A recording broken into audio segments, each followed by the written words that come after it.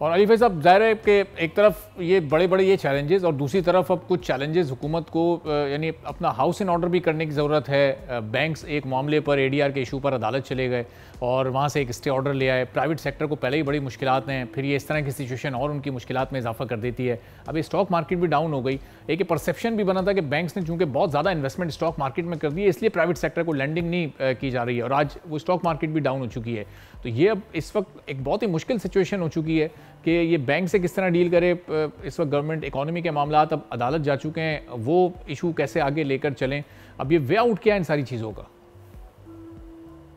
Ji, time is a way out. Challenges को deal करने one by one आप deal करते हैं उससे, और आप वक्त के साथ आप रिकवर कर लेते हैं, और फिर लोग भूल जाते हैं, and people who preserve through that time make money. That's what stock investing and I suppose that's what life is all about, time and patience.